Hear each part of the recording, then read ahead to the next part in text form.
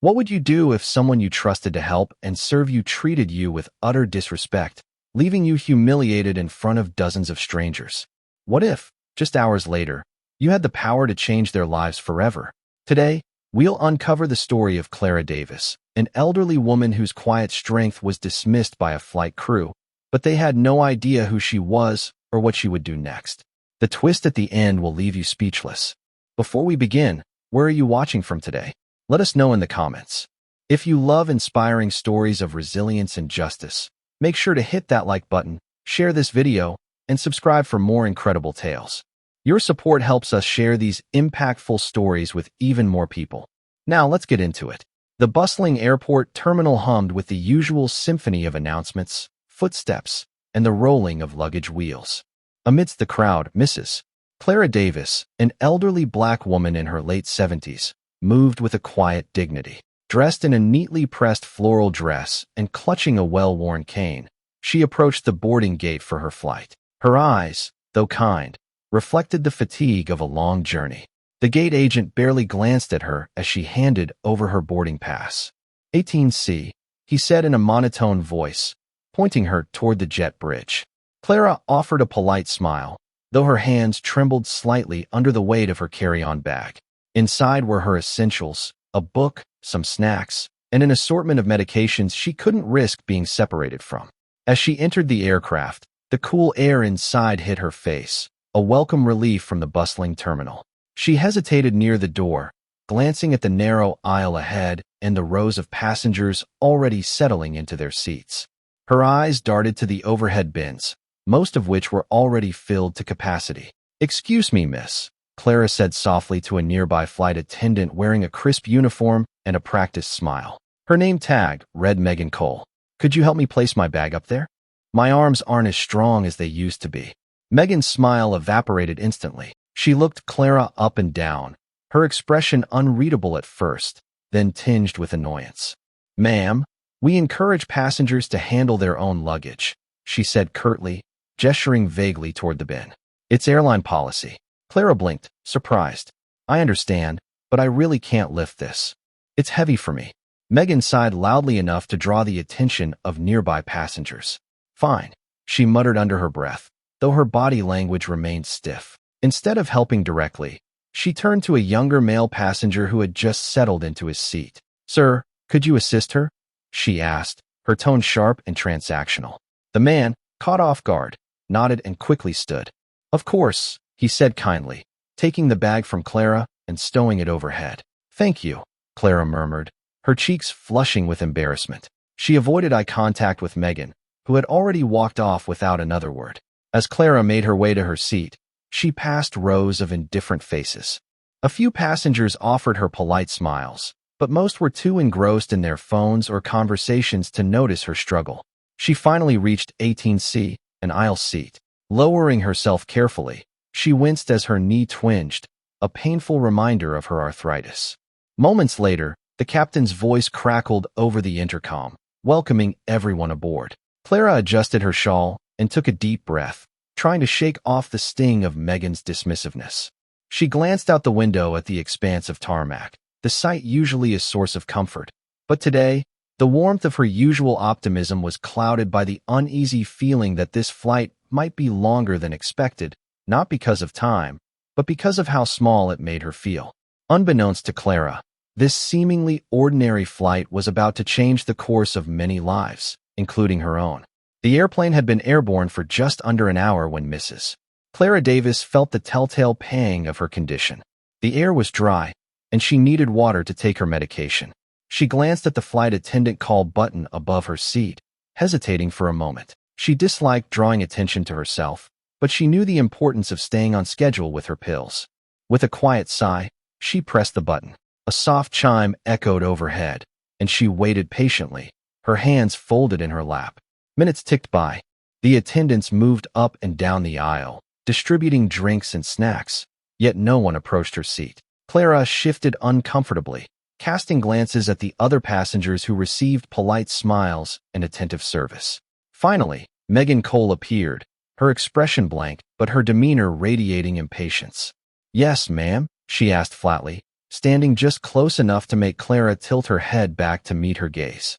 "I'm sorry to bother you," Clara began softly. "Could I have a cup of water, please? I need to take my medication." Megan raised an eyebrow, her tone clipped. "We'll be coming through with the drink service shortly. You can wait until then." Clara blinked, taken aback.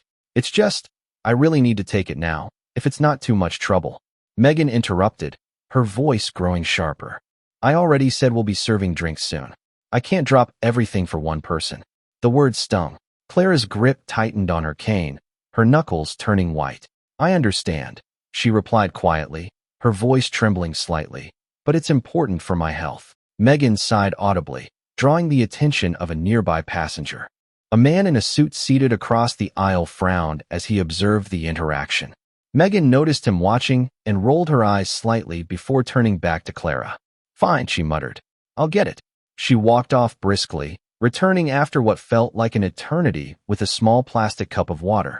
Without a word, she placed it on Clara's tray table, the motion abrupt and devoid of care, causing a few drops to spill. "Here," Megan said, her tone dismissive. Then, without waiting for a response, she turned and walked away, her heels clicking sharply against the floor. Clara stared at the cup, her hands trembling as she picked it up. She took her medication in silence, her eyes fixed on the tray table, trying to hold back tears. She felt small, invisible. A lifetime of resilience had taught her to endure indignities like this, but it didn't make them hurt any less. The man across the aisle leaned over slightly, his voice low. "Ma'am, are you all right?" Clara managed a faint smile, nodding. "I'm fine, thank you." But she wasn't fine. Her heart ached, not from the pills she had taken, but from the weight of Megan's coldness, a reminder of how people like her were often treated as less than. Unbeknownst to Megan or anyone else on the flight, Clara Davis was not just a frail, elderly woman traveling alone. She was the mother of a man who wielded far more power than anyone on that plane could imagine, and soon, that power would be felt in ways they couldn't begin to anticipate. The flight settled into its mid-journey lull. Passengers busied themselves with movies, books, or idle chatter. Mrs. Clara Davis sat quietly in her seat, her gaze fixed on the clouds outside the window. She tried to push the earlier exchange with Megan Cole out of her mind, but the humiliation lingered like an unwelcome shadow. Clara shifted uncomfortably, feeling the stiffness in her joints intensify. She pressed the attendant call button again, hoping for something to alleviate the ache in her back. A cushion or a warm blanket would do. Minutes passed, and the light above her seat blinked unanswered. Across the aisle, a young mother called for assistance, and Megan responded within seconds, her demeanor markedly cheerful as she handed the woman a bottle of water. Clara waited patiently, watching Megan's every move. Surely she had noticed the call light. When Megan passed by her seat moments later without a word, Clara mustered the courage to speak up. "Excuse me, miss," she said softly. "Could I trouble you for a blanket?" Megan stopped, turning slowly as if the request was an interruption to her very existence. "We don't have enough for everyone," she replied curtly, not bothering to check if there were any left. "You should have brought one if you needed it." Clara blinked, stunned by the dismissive tone. "I didn't realize it would be so cold," she said, trying to remain polite. "If there's an extra one, I'd really appreciate it." Megan's lips curled into a faint sneer. "I'll see what I can do," she said, her tone heavy with insincerity. Without another word, she walked away, leaving Clara feeling smaller than before. The minutes stretched into an hour, and Megan never returned with a blanket or an explanation. Instead, Clara watched her serve drinks to other passengers, chatting amiably with those she deemed worth her time. It was as if Clara had ceased to exist in her eyes.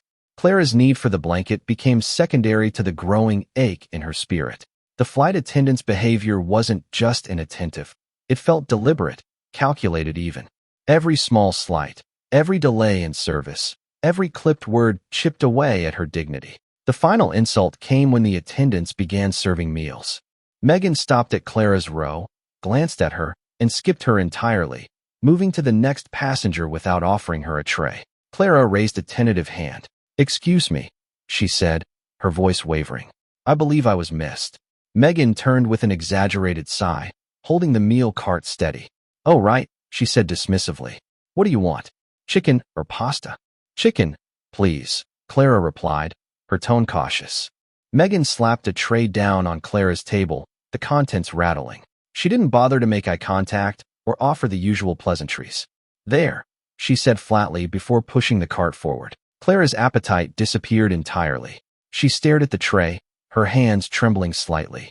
Around her, other passengers noticed the treatment. A woman seated behind Clara leaned forward and whispered, "Are you all right?" That was uncalled for. Clara forced a tight-lipped smile and nodded. "I'm fine," she whispered back, though her voice cracked. The man across the aisle, who had been observing everything, narrowed his eyes at Megan as she moved further down the aisle. "Unbelievable," he muttered, shaking his head. Clara sat in silence, her meal untouched.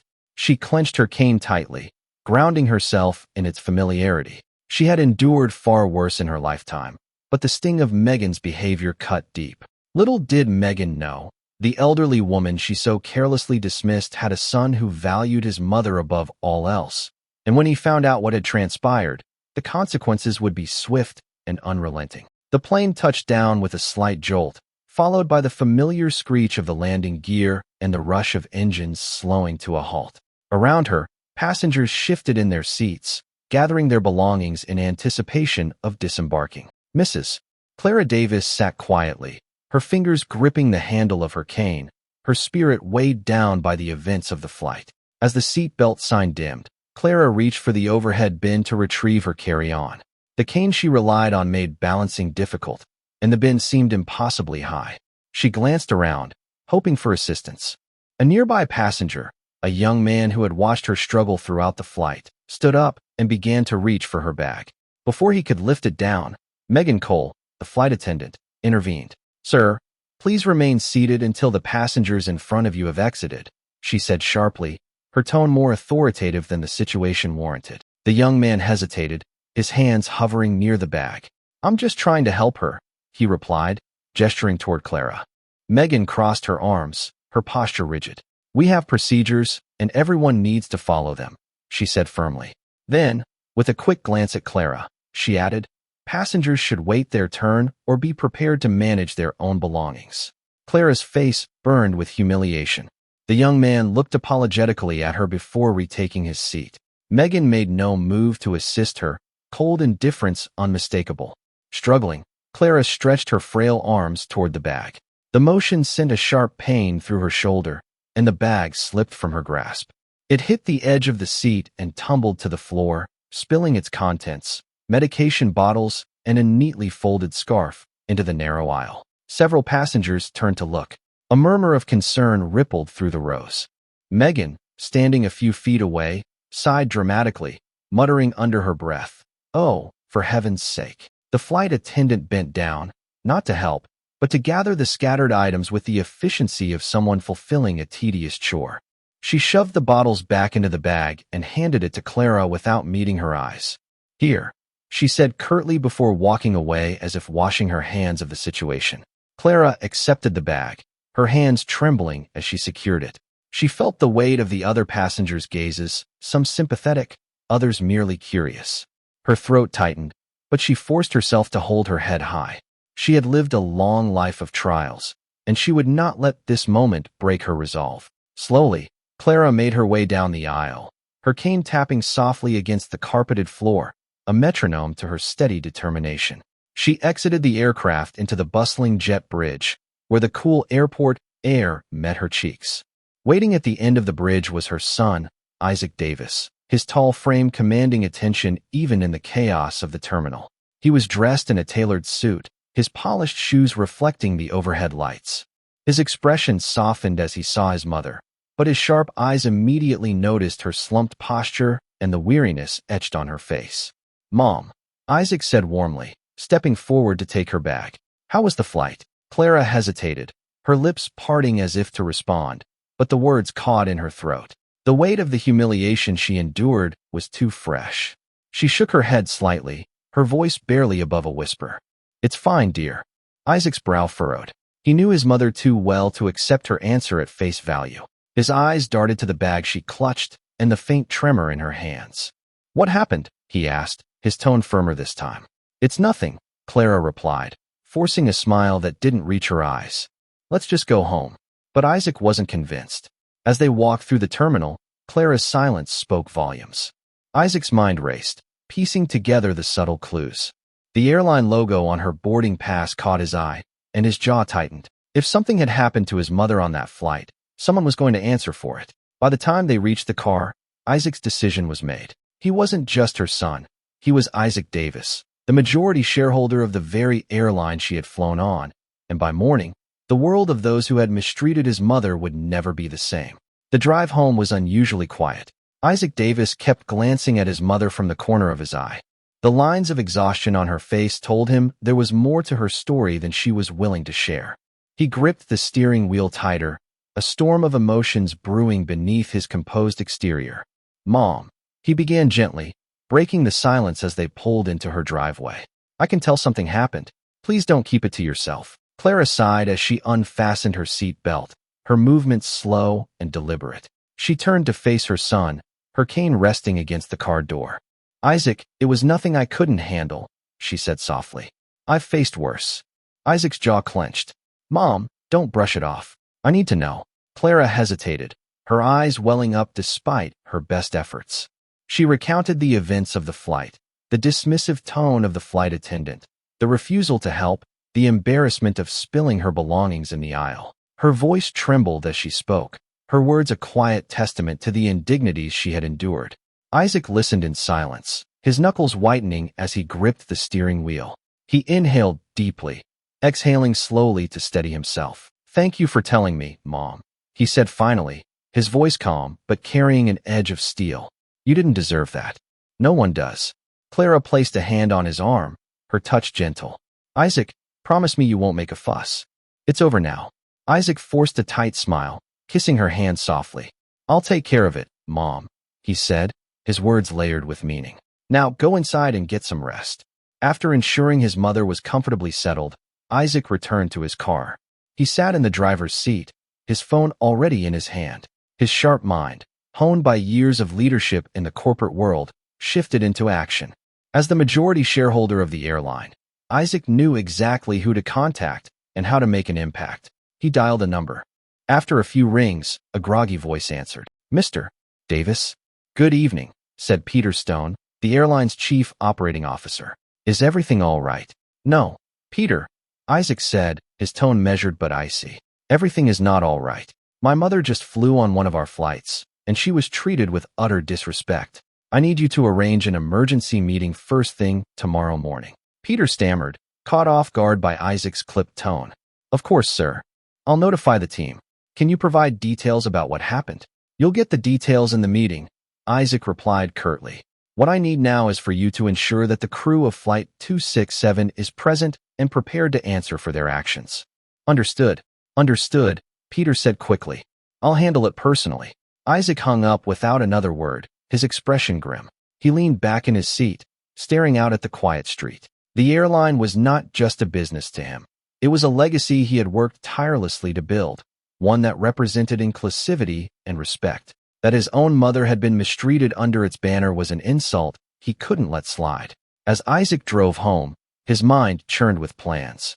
By morning, the flight crew and the entire company would learn exactly who they had crossed. He wasn't just seeking an apology. He intended to ensure that such behavior would never happen again, not to his mother, not to anyone. Unbeknownst to the flight attendants, the storm they had inadvertently provoked was about to descend, and it would leave a lasting mark on their lives and the airline they represented. The next morning, the airline's corporate headquarters buzzed with an unusual energy. Rumors of an emergency meeting had spread quickly, fueling a sense of unease among the staff. Peter Stone, the chief operating officer, hurried through the halls, his face pale and drawn. He had spent the night preparing for the confrontation he knew was inevitable.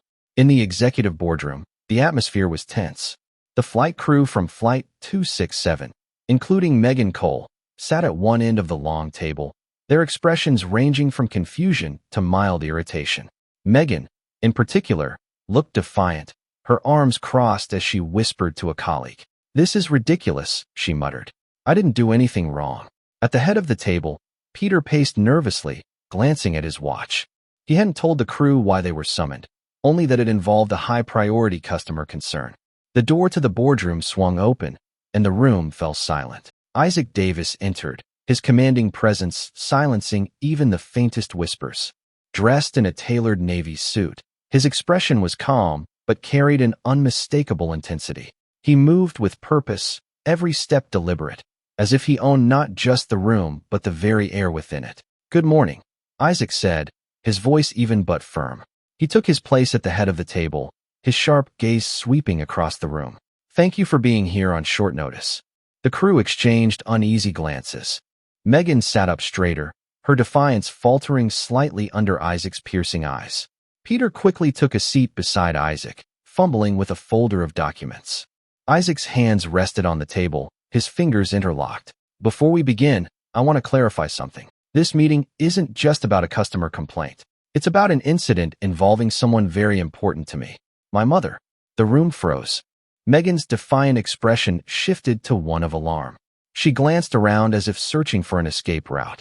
"My mother, Clara Davis, was a passenger on Flight 267 yesterday," Isaac continued, his tone unwavering. "She informed me of the treatment she received from the staff on board this flight." He paused, letting his words sink in. The weight of his revelation pressed down on the room like a fog. Megan's face turned pale, and the other attendants exchanged panicked looks. Isaac leaned forward, his voice sharp. "Let me be clear.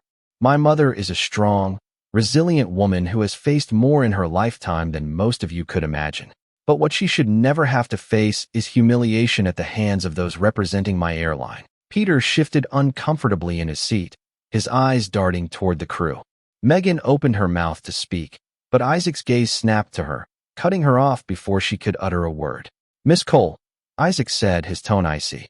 "Do you remember Mrs. Davis?" Megan swallowed hard, her bravado crumbling. I do," she stammered. "But I didn't mean—" "You didn't mean what?" Isaac interrupted, his voice rising slightly. "Didn't mean to ignore her call light? To refuse her help? To let her belongings spill into the aisle while you stood by indifferent?" Megan's mouth opened and closed, but no words came. The room was suffocatingly silent, the tension palpable. Her dignity was disregarded. Her health was ignored. Isaac continued, his voice like a razor. "And you, Miss Cole, are a reflection of this airline. Your actions, or lack thereof, tell our passengers exactly how much we value them. And yesterday, you told my mother that she was worth nothing." Megan's eyes filled with tears, but Isaac's gaze didn't waver. "I hold every employee here to a standard of respect and care. That standard was not just missed, it was obliterated." Isaac turned his attention to Peter. "Effective immediately, Miss Cole is terminated. I will not tolerate this kind of behavior in my airline." Megan gasped audibly, her face flushing with shame. "Please, Mr. Davis, enough," Isaac said firmly, his tone leaving no room for argument. "You've had your chance. Now it's time for consequences." Isaac straightened, addressing the rest of the room. "Let this serve as a lesson. Every passenger who boards one of our planes deserves the utmost respect, regardless of who they are or where they come from. If any of you fail to meet that expectation, you won't have a place here. Understood?" A chorus of murmured agreements filled the room. Isaac's gaze lingered on each of them before he rose from his chair. "Meeting adjourned," he said coldly, turning on his heel and leaving the room. As the door closed behind him, Megan sat frozen in her seat, her career in ruins. The other attendants remained silent, their faces etched with fear and shame. They now understood the cost of their actions and the storm they had brought upon themselves. The boardroom was eerily quiet after Isaac Davis's departure. The weight of his words lingered like a storm cloud, pressing down on everyone present. Megan Cole remained seated, her face pale, her hands gripping the edge of the table as if it could anchor her to what was left of her crumbling reality. "I can't believe this," she whispered, her voice barely audible. Her colleagues avoided her gaze, unwilling to risk association with the now dismissed flight attendant. One by one, they filed out of the room, leaving Megan to sit alone with the harsh reality of her actions. As the fallout from the emergency meeting spread through the airline's ranks, the repercussions rippled far and wide. Isaac Davis's stern directives set an urgent tone that resonated across every department. The staff knew this wasn't just another customer service issue. It was a reckoning, and no one wanted to be caught on the wrong side of it. In the hours following the meeting, Peter Stone, the chief operating officer, convened his senior management team. The directive from Isaac was clear. No stone was to be left unturned. Flight 267 was now under a microscope, and every aspect of the crew's performance was being dissected. Passenger complaint logs were pulled, flight footage reviewed, and post-flight reports scrutinized. What began as a single issue involving Mrs. Clara Davis quickly ballooned into a cascade of revelations. Other passengers on the flight had filed grievances citing inattentive service, rude interactions, and dismissive behavior. Patterns began to emerge, and Megan Cole's name appeared repeatedly. As the investigation deepened, it became clear that this wasn't an isolated incident. Megan had a documented history of complaints, but many had been dismissed or inadequately addressed. Her supervisors, either out of negligence or a desire to avoid conflict, had allowed her behavior to persist unchecked. Now, under Isaac's scrutiny, every failure in the system was being exposed. Isaac transformed his office into a command center for reform. Reports came in by the hour, each one shedding new light on the underlying issues within the airline's culture. He pored over the findings with the precision of a surgeon, identifying weak points and demanding immediate solutions. When Peter presented a preliminary report on the investigation, Isaac's sharp eyes scanned the pages, his expression unreadable. After a moment, he set the document down and fixed Peter with a steely gaze. "This isn't just about Megan Cole," Isaac said, his voice calm but firm. "This is about a culture that allowed her behavior to go unchecked. I want to know how this happened, and I want it fixed." Peter nodded nervously. "Yes, sir. We've already begun implementing corrective measures." "Good," Isaac replied. "But this isn't just about fixing what's broken. It's about setting a new standard. I want every employee, from the top down, to understand that respect and dignity aren't optional. They're mandatory." News of the airline's swift and decisive action began to spread. Passengers who had been on Flight 267 received personalized apologies along with vouchers for future travel. Many were impressed by the transparency and accountability displayed by the airline, a stark contrast to the industry's usual slow-moving bureaucracy. One passenger, the young man who had tried to assist Mrs. Davis, shared his experience with friends and family. "I've never seen an airline take responsibility like this," he said. "It's clear they care about fixing things." Word of mouth and glowing reviews flooded social media, though Isaac had deliberately avoided making the situation public. His goal wasn't to score PR points. It was to ensure that meaningful change took root within the company. The silence in Megan Cole's apartment was deafening. She sat at her small dining table, staring blankly at the glowing screen of her laptop. The official termination email from the airline's HR department was still open, the bold subject line cutting through her denial like a knife. "Notice of termination, employee conduct violation." Megan read the words over and over, her mind grasping for some way to rationalize what had happened. The email was concise but unrelenting in its judgment. "Your conduct on Flight 267 violated our company's standards of professionalism and customer care. Due to the severity of the complaints and subsequent findings during our investigation, your employment with the airline is hereby terminated effective immediately." Below the message, a list of specific incidents was outlined, each one a damning reminder of her actions: ignoring call lights, refusing to assist a passenger, and displaying dismissive behavior toward multiple customers. Megan's hands trembled as she closed the laptop, her face pale. The reality of her situation weighed heavily on her chest, pressing down with suffocating force. She had worked for the airline for nearly 7 years, building what she believed was a stable career. Now, it was gone in a single moment, a series of choices she had made without thinking about the consequences. Days turned into weeks, and Megan's situation only grew more dire. The airline industry was small, and news of her termination spread quickly. Every job application she submitted was met with silence.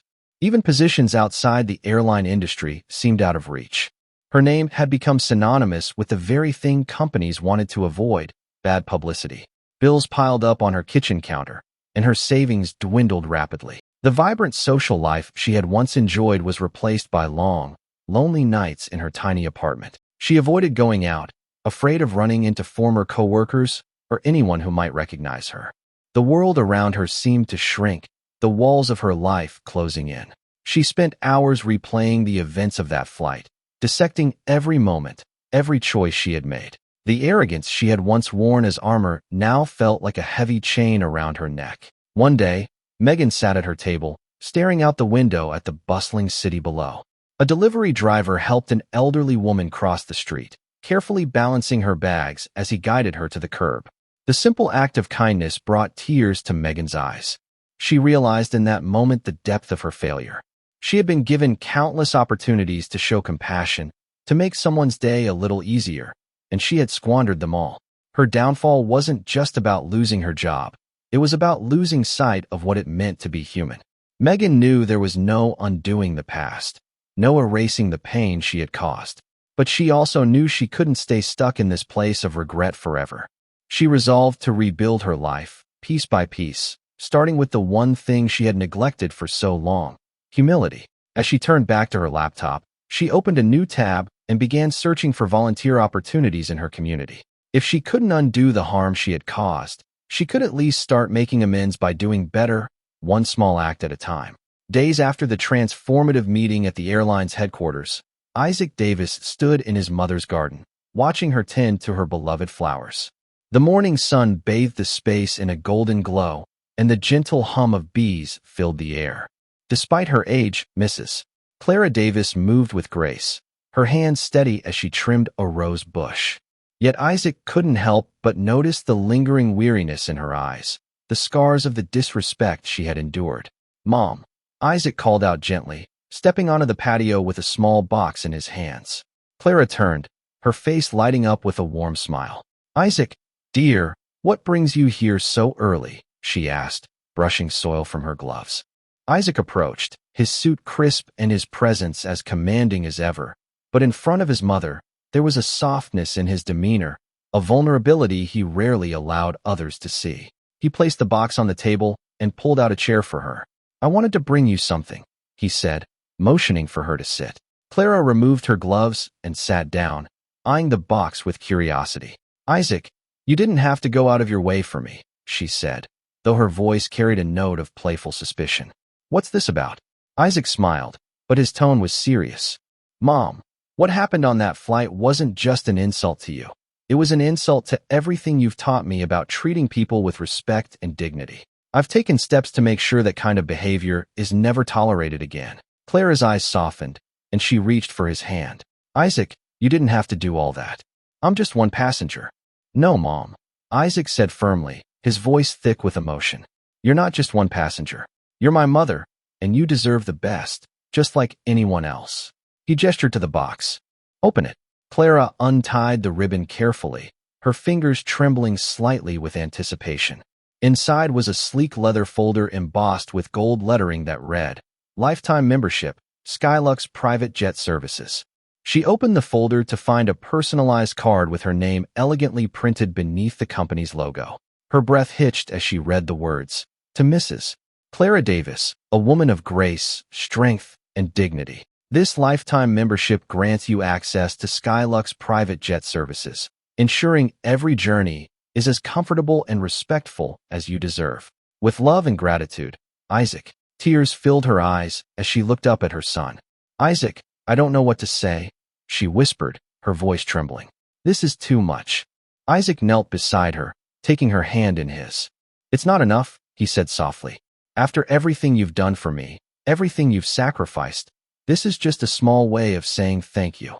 You should never have to worry about being treated poorly again, whether you're flying across the country or just going to the grocery store." Clara's tears spilled over, and she pulled Isaac into a hug. "You've always been such a good son," she said, her voice breaking. "But this means more to me than I can put into words." Isaac held her tightly, his own eyes misting. "I love you, Mom, and I'll always make sure you're taken care of." As the private jet soared above the clouds, Mrs. Clara Davis leaned back in her seat, a contented smile gracing her face. The soft hum of the engines was a far cry from the cold indifference she had endured on that fateful flight. In its place was warmth, respect, and the unmistakable sense of being valued, not just as a passenger, but as a person.